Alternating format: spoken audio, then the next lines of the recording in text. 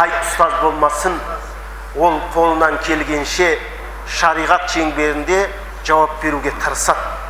Сондықтан сіздер бір нәрсені ұмытпаңыздар. Кейбір жамағаттың басында жоқ бақ, нығмет мына сіздерде бар. Бұл нығметтен ертең сұраласыздар. Ол қандай нығмет білесіздер ме сіздер? Алла субхана тағала сіздерге оқыған Исрафил сынды азаматты берді. Бұл нығмет. Ертең Құдайдың алдында сұраласыздар бұл нығметтен.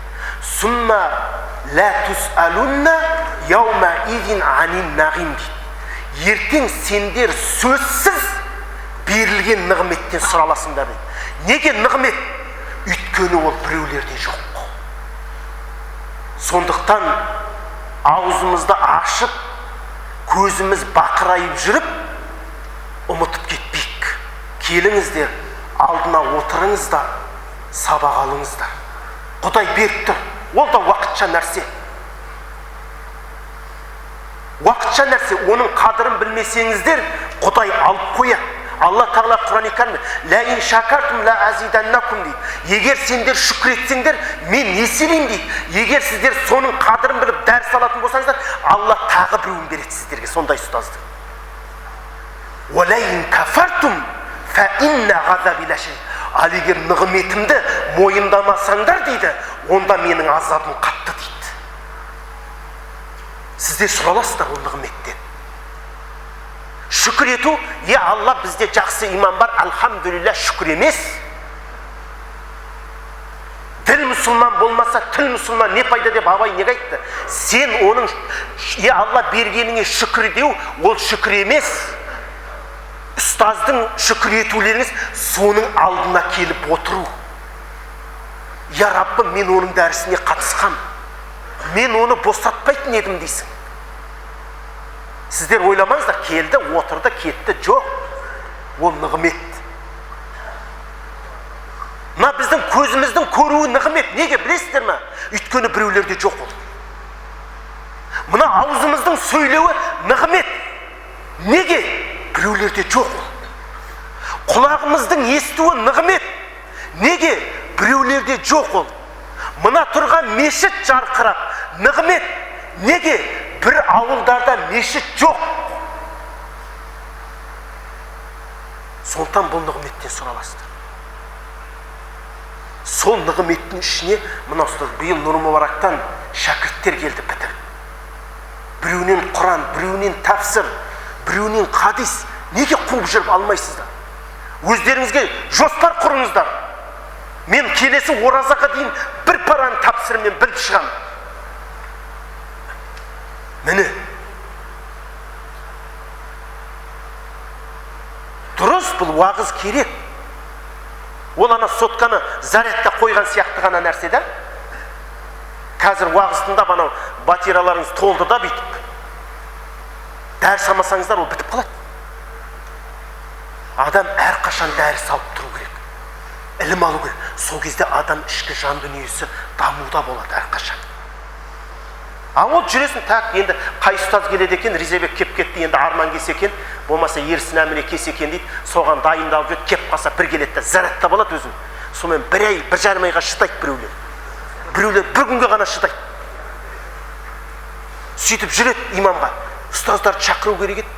Қайсы келілады екен? Жолын көтереміз деп қойды. Мәселе ол жолды көтеруде емес. Көрдіңіздер ме?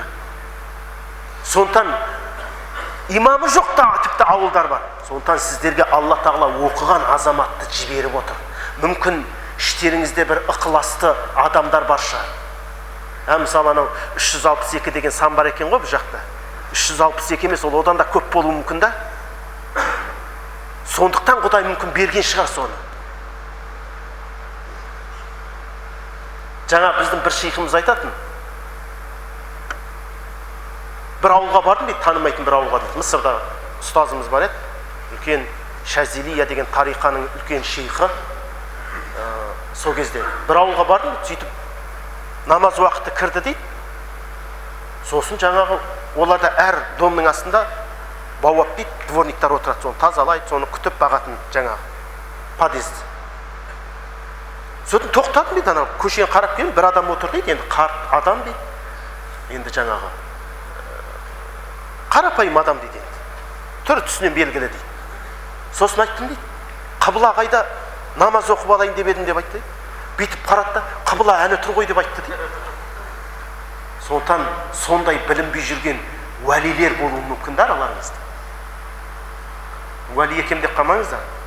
Ол шын уәли өзінің уәлилігін жасырады. Сондықтан сабақ алыңыздар. Мына өкіл имамдарыңызда Алла разы болсын, үлкен ғылым докторы адам. Жай өкіл емес бұл кісі. Мен неге айтып атым, сіздер ойлап қалмаңыздар, бұл кісі бұларды мақтап отыр ғой деп, мақтау Құдайға ғана жарасады. Пайғамбарымыз саллаллаху алейхи вассалам мән ла яшкуру наса ла яшкурулла дейді. Адамға рахмет айта білмеген адам Құдайға рахмет айта білмейді дейді. Сондықтан мына ұстазды сыйлай білмесеңіздер, имамдарыңызды, Құдайды да сыйлай білмейсің. Сондықтан ол пайғамбарымыз саллаллаху алейхи вассалам айтты, адамға рахмет шүкір ете білмеген адам Құдайға да шүкір ете білмейді. Осы сөйлесіп, уақытыңыз болса келіп деп, өз үшін емес, мына жамағат үшін бұл кісілерге дұға қылыңыздар, отбасыларына дұғаңыз. 3 күннен мен 2 күн, 3 күн болды, мен жанымда жүр, отбасы бар, бала шағасы бар бұл кісілерінде. Бәріміз де білеміз бала шағаны. Сондықтан дұға етіңіздер, Алла сабырлық берсін, отбасыларына береке берсін деп дұға етіңіздер ұстаздардың. Түсіндіңіздер ме? Қазір кешігіп барсаңыздар не дейді, қайда жүрсің дейді ғой. Ал енді ұстаздар, имамдарымыз 2-3 күн деп үйіне бармай жүреді. Сондықтан сіздер соны ойлау керек.